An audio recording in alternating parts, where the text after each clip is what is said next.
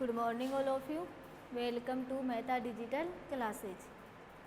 आपकी पिछली क्लास में परमाणु कक्षकों की आकृतियाँ चल रही थी, जिसमें एस कक्षक और पी कक्षक कंप्लीट हो चुका था, हो गया था ना। अब देखो अगला कक्षक है डी कक्षक। अगला परमाणु कक्षकों की आकृतियों में कौन सा कक्षक है? डी कक्षक। देखो डी कक्षक क्या होता है। डी कक्षक डी उपकोष में स्थित होता है।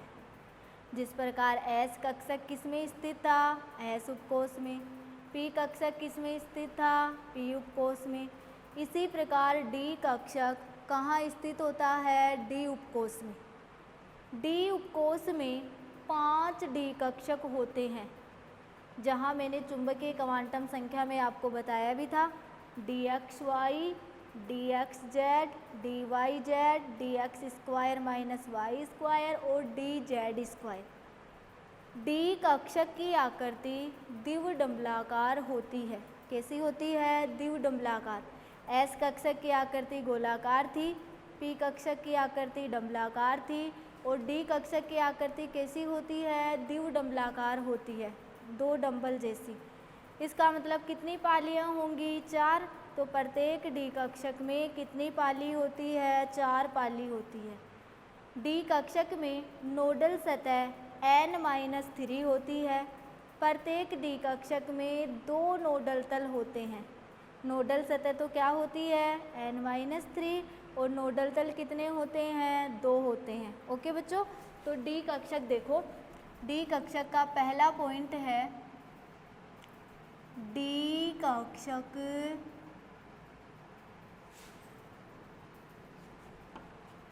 डी उपकोष में, डी उपकोष में स्थित होता है। डी कक्षक डी उपकोष में स्थित होता है। दूसरा पॉइंट है डी उपकोष में, डी उपकोष में 5 डी कक्षक, 5 डी कक्षक D X Y, D X Z, D Y Z, D X square Y square और डी जेड स्क्वायर। डी उपकोष में 5 डी कक्षक उपस्थित होते हैं, उपस्थित होते हैं। प्रत्येक डी कक्षक में, प्रत्येक डी कक्षक में 4 पालियाँ होती है, 4 पालियाँ होती है। ओके बच्चों, डी कक्षक की आकृति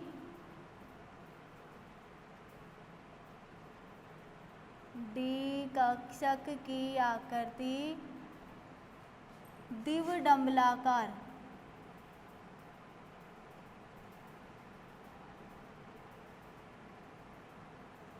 द्विडंबलाकार होती है। डी कक्षक की आकृति कैसी होती है? द्विडंबलाकार।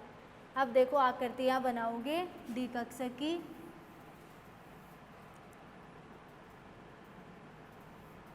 पहले बनाओगे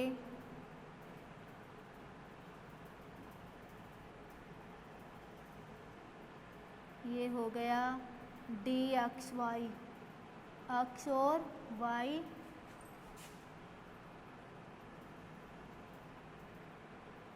डी एक्स जेड, एक्स और Z, D Y Z, Y और जेड,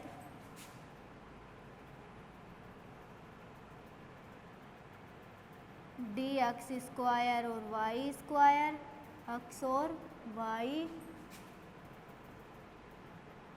और ये हो गया डी जेड स्क्वायर।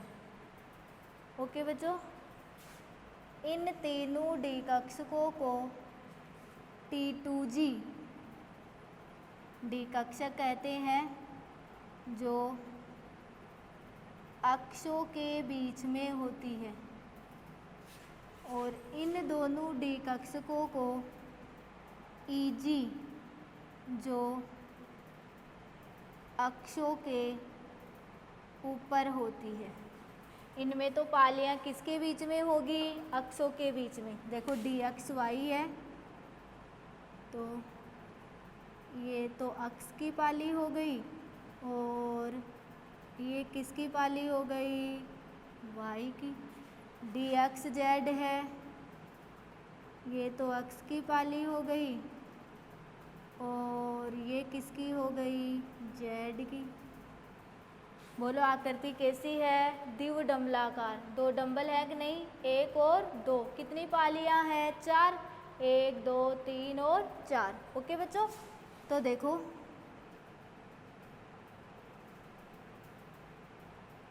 किसमें हो गए? अक्षों के बीच में। ये देखो अक्षों के ऊपर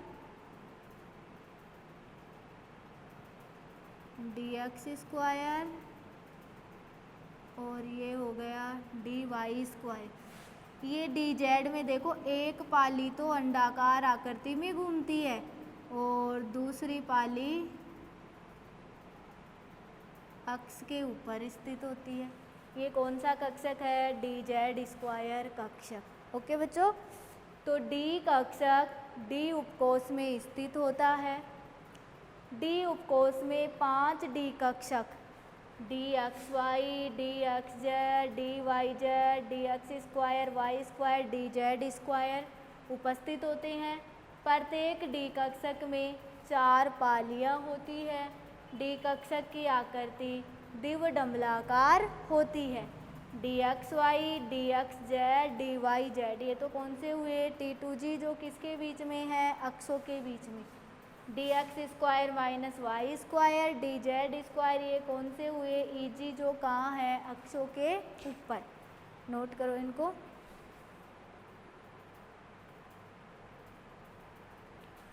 अब देखो अगला पॉइंट है इसमें, 5वां पॉइंट।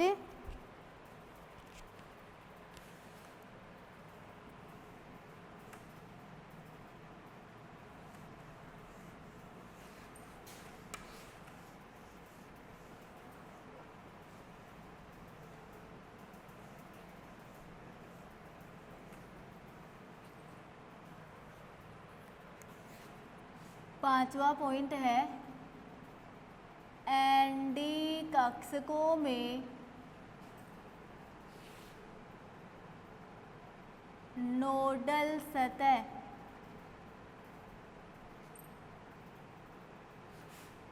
n-3 होती है। एनडी कक्षकों में नोडल सतह कितनी होती है? n-3। एस कक्षक में नोडल सतह n-1 थी। पी कक्षक में नोडल सतह n-2 थी, और डी कक्षक में नोडल सतह क्या है? n-3 है। अब देखो टेबल बनाओगे, वही ये क्या हो गई? क्रम संख्या। ये क्या हो गए? डी कक्षक, और ये क्या हो गई? नोडल सतह। ये क्या हुई है? नोडल सतह। और नोडल सतह क्या होती है? n-3 होती है। अब देखो डी कक्षक कहाँ से स्टार्ट होंगे? 3D से, क्योंकि 2D तो होता नहीं है, तो कहाँ से स्टार्ट होंगे? 3D से। 3D और 4D और 5D, 6D और 7D। क्रम संख्या 1 2 3 4 और 5। नोडल सतह क्या है? n-3। n का मान 3D में कितना है 3, 3 - 3 बराबर 0। n का मान 4D में कितना है 4, 4 - 3 बराबर 1। n का मान 5D में कितना है 5, 5 - 3 बराबर 2। 6D में 6, 6 - 3 बराबर 3। 7D में 7, 7 - 3 बराबर 4। तो ND कक्षकों में नोडल सतह क्या होती है n-3 होती है। कक्षक 3D, 4D, 5D, 6D और 7D। n का मान क्या क्या है 3, 4, 5, 6 और 7। n के मान में से कितना माइनस करना है 3, तो 3 - 3 बराबर 0, 4 - 3 बराबर 1, 5 - 3 बराबर 2, 6 - 3 बराबर 3, 7 - 3 बराबर 4। ओके, अब देखो इसका चौथा पॉइंट है, छठवा पॉइंट है प्रत्येक डी कक्षक में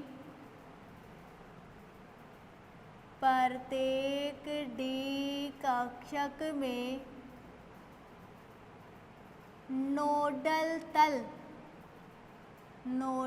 तल मैंने आपको 3 परिभाषा बताई थी, कक्षक, नोडल सतह और नोडल तल। कक्षक आपने कहा था परमाणु का वह क्षेत्र जहाँ इलेक्ट्रॉन पाए जाने की संभावना अधिकतम होती है, वो तो क्या कहलाया था कक्षक।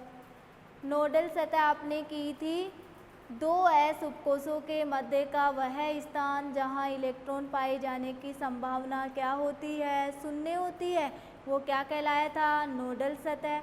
नोडल तल आपने किया था वह तल जहाँ इलेक्ट्रॉनों का घनत्व 0 होता है, वह क्या कहलाता है नोडल तल कहलाता है। ओके बच्चों, तो प्रत्येक डी कक्षक में नोडल तल 2 होते हैं।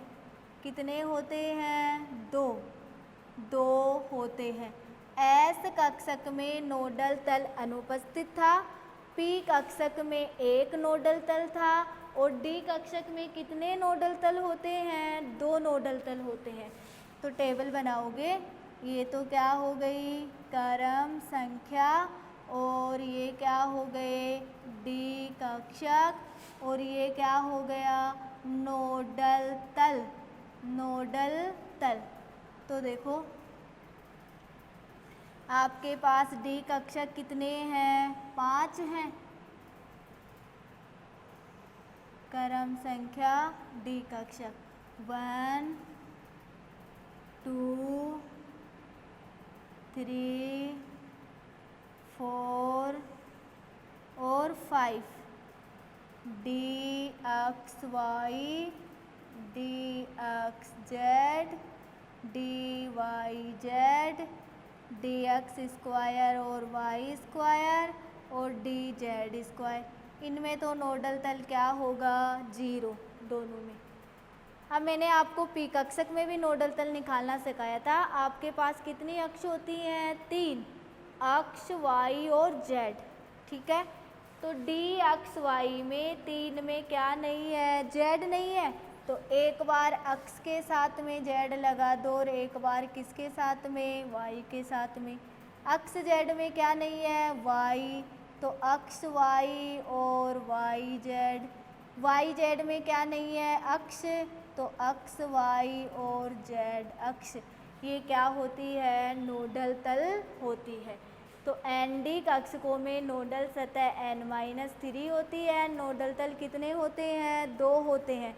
डी एक्स वाई का नोडल तल क्या है अक्ष जेड और Y Z. D X Z का क्या है अक्ष वाई और Y Z. D Y Z का क्या है अक्ष वाई और Z X. D X square Y square और डी जेड स्क्वायर में नोडल तल क्या होता है 0 होता है। ओके बच्चों, अब देखो 7वां पॉइंट है पांचों डी कक्षकों की ऊर्जा समान होती है। पांचों डी कक्षकों की ऊर्जा क्या होती है समान होती है। पांचों डी कक्षकों की ऊर्जा समान होती है।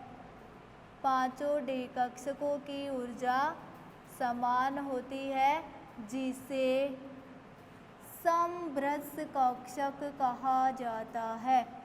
समभ्रंश कक्षक कहा जाता है। ये आपका क्या कंप्लीट हो गया? डी कक्षक। डी कक्षक डी उपकोष में स्थित होता है। डी उपकोष में 5 डी कक्षक D X Y, D X Z, D Y Z और D X square Y square, D Z square होते हैं। डी कक्षक में 4 पालियाँ होती है। डी कक्षक की आकृति द्विडंबलाकार होती है। एन डी कक्षकों में नोडल सतह n-3 होती है। प्रत्येक डी कक्षक में नोडल तल 2 होते हैं। पांचों डी कक्षकों की आकृतियाँ या ऊर्जा क्या होती है? समान, जिसे क्या कहा जाता है? समभ्रंश कक्षक कहा जाता है। ओके बच्चों, अब देखो आपका परमाणु कक्षकों की आकृतियों का टॉपिक कंप्लीट हो गया। अगला टॉपिक है कक्षकों में इलेक्ट्रॉन भरने के नियम। कक्षकों में इलेक्ट्रॉन भरने के नियम।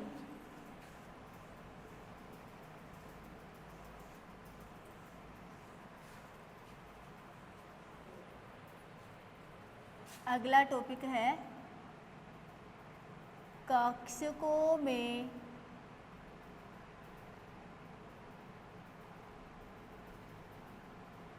इलेक्ट्रॉन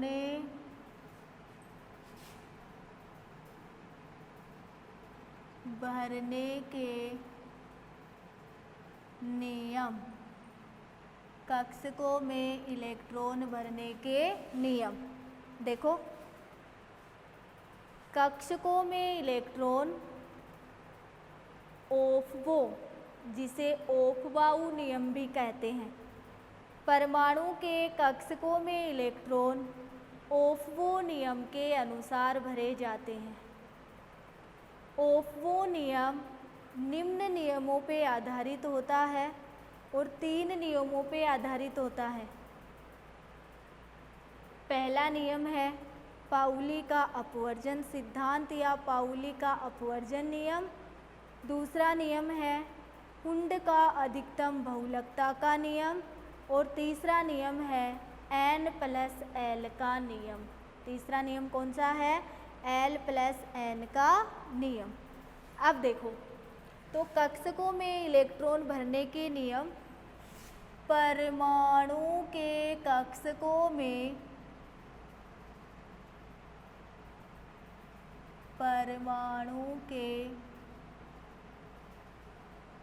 कक्षकों में इलेक्ट्रॉन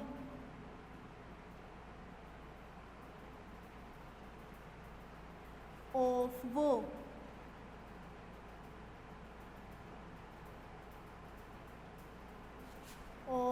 नियम या ऑफ-बाउ को ही क्या कहा जाता है? ऑफ-बाउ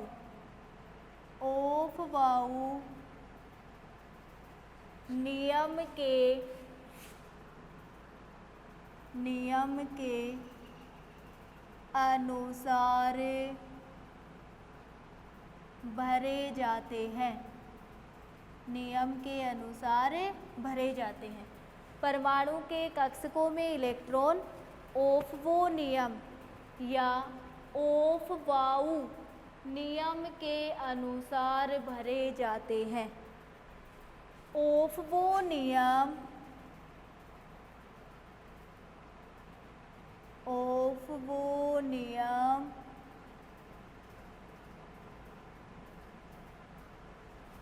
निम्न नियमों पर आधारित है। निम्न नियमों पर आधारित है। और वो नियम कौन से हैं? पहला नियम है पाउली का अपवर्जन सिद्धांत। पाउली का अपवर्जन सिद्धांत। दूसरा है हुंड का अधिकतम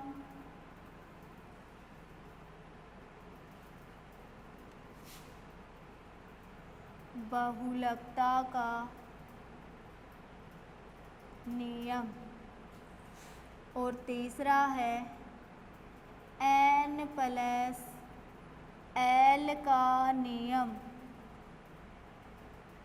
जिसे ऊर्जा का नियम भी कहा जाता है। किसका नियम कहा जाता है? ऊर्जा का नियम। तो ओपबाउ नियम कितने नियमों पे आधारित है? 3 पे। पाउली का अपवर्जन सिद्धांत, हुंड का अधिकतम बहुलकता का नियम और N प्लस L का नियम या ऊर्जा का नियम। अब देखो, आपने कहा परमाणु के कक्षकों में इलेक्ट्रॉन कौन से नियम के आधार पर? ओफ्बो नियम के आधार पर। तो यह ओफ्बो नियम क्या होता है? थोड़ा सा मौखिक बताती हूँ मैं। ओफ्बो एक जर्मन भाषा का शब्द है जिसका अर्थ होता है निर्माण करना। ओफ्बो एक जर्मन भाषा का शब्द है जिसका अर्थ क्या होता है? निर्माण करना। अर्थात कक्षकों के निर्माण का अर्थ है कक्षकों में इलेक्ट्रॉन का भरा जाना। कक्षकों के निर्माण का अर्थ क्या है? कक्षकों में इलेक्ट्रॉन का भरा जाना। ओफ्बो नियम के अनुसार परमाणु की तटस्थ अवस्था में कक्षकों को उनकी ऊर्जा के बढ़ते क्रम में भरा जाता है। कक्षकों को उनकी ऊर्जा के कौन से क्रम में भरा जाता है? बढ़ते क्रम में। ये कौन सा नियम कहलाता है? ओफ्बो नियम। जब मैंने आप में शुरू में क्लास ली थी तब आपको तत्वों का प्रतीक, उसके परमाणु क्रमांक लिखाए थे। तो आज चार्ट भी बनाएंगे कि प्रतीकों, परमाणु क्रमांकों के इलेक्ट्रॉनिक विन्यास कैसे लिखे जाते हैं। तो परमाणु की तटस्थ अवस्था में कक्षकों को उनकी ऊर्जा के कौन से क्रम में भरा जाता है? बढ़ते क्रम में। वो चार्ट बनाएंगे कि ऊर्जा का बढ़ता क्रम कैसे होता है। ओके बच्चों, वो अपन नेक्स्ट क्लास में करेंगे। तो कक्षकों में इलेक्ट्रॉन भरने के नियम, परमाणु के कक्षकों में इलेक्ट्रॉन कौन से नियम के द्वारा? ओफ्बो नियम, या ओफ्बो नियम को ही क्या कहते हैं? ओफ्बाउ नियम। ओफ्बो नियम कितने नियमों पे आधारित है? 3 पे। पाउली का अपवर्जन सिद्धांत, हुंड का अधिकतम बहुलकता का नियम, N प्लस L का नियम या ऊर्जा का नियम। ओफ्बो नियम अपन अगली क्लास में पढ़ेंगे, ठीक है। तो परमाणु कक्षकों की आकृतियों में आपने कितने कक्षक पढ़े थे? 3। थोड़ा सा रिपीट कर देती हूँ। S, P और D। S कक्षक S उपकोष में स्थित था। S कक्षक की आकृति गोलाकार थी। गोलाकार आकृति होने के कारण इलेक्ट्रॉन घनत्व तीनों अक्षों पे क्या था? समान रूप से वितरित था। S कक्षक की नोडल सतह n-1 थी। नोडल तल अनुपस्थित था। फिर आपने कौन सा कक्षक किया था? P कक्षक। P कक्षक P उपकोष में स्थित था। P कक्षक की आकृति डंबलाकार थी। P कक्षक में 2 पालियाँ थी। प्रत्येक P उपकोष में 3 P कक्षक थे, Px, Py और Pz। और P कक्षक की आकृति डंबलाकार थी। नोडल सतह n-2 थी। नोडल तल कितना था? 1। फिर आपने आज की क्लास में क्या पढ़ा? D कक्षक। D कक्षक D उपकोष में था। D उपकोष में 5 D कक्षक थे। प्रत्येक D कक्षक में 4 पालियाँ थी। आकृति द्विडंबलाकार थी जिसमें 3 D कक्षक अक्षों के बीच में थे और 2 अक्षों के ऊपर थे। 3 को T2G कहा था और 2 को EG कहा था। ND कक्षकों में नोडल सतह n-3 थी और ND कक्षकों में नोडल तल कितने थे? 2 थे। 5 D कक्षकों की आकृतियाँ क्या थी? समान थी, जिसे क्या कहा गया था? समरस कक्षक कहा गया था। तो आपकी इस क्लास में आज कौन सा कक्षा कंप्लीट हुआ? डी कक्षक। और कौन सा टॉपिक चला? कक्षकों में इलेक्ट्रॉन भरने के नियम, जो किसके अनुसार? ओप्पो नियम के अनुसार। कितने नियमों पे? 3 पे। पाउली का अपवर्जन, हुंड का अधिकतम, N+L का नियम, जिसे कौन सा नियम कहते हैं? ऊर्जा का नियम। ओके बच्चों, तो सभी बच्चों से उम्मीद है कि जो पढ़ाया जाता है वो रेगुलर पढ़ते हो और लिखते भी हो, और पढ़ा भी करो और लिखा भी करो। ठीक है, नेक्स्ट क्लास में मिलेंगे। बाय।